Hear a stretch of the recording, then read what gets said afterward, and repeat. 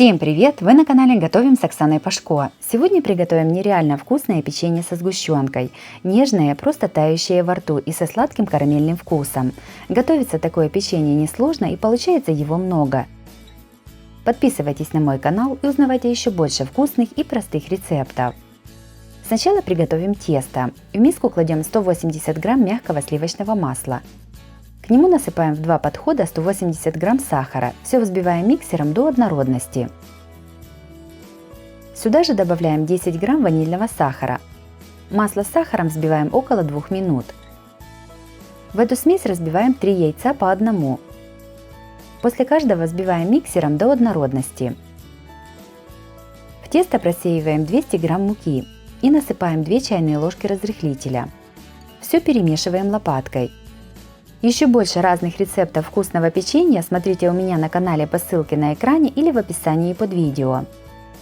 Сюда же в 2-3 подхода просеиваем 300 грамм кукурузного крахмала и опять перемешиваем до однородности. Тесто должно получиться мягким, однородным и хорошо держать форму. Готовое тесто перекладываем на пищевую пленку, заматываем и кладем в холодильник на 1 час, чтобы оно остыло и отлежалось. Готовое тесто достаем из пленки и раскатываем в пласт. Сверху и снизу тесто немного посыпаем мукой. Раскатываем тесто толщиной примерно 1 см. Из теста вырезаем небольшие кружочки. Диаметр моей формочки 4,5 см. Остатки теста сминаем и снова раскатываем. Кружочки перекладываем на противень, застеленный пергаментной бумагой.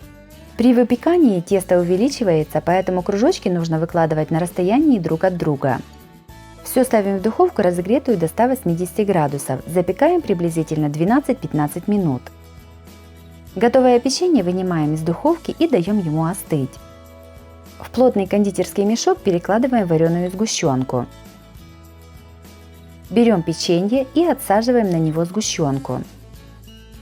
Прижимаем вторым печеньем. Ободок из сгущенки обмакиваем в кокосовую стружку. Так начиняем все печенье. Для этого количества печенья мне понадобилось 500 грамм вареной сгущенки.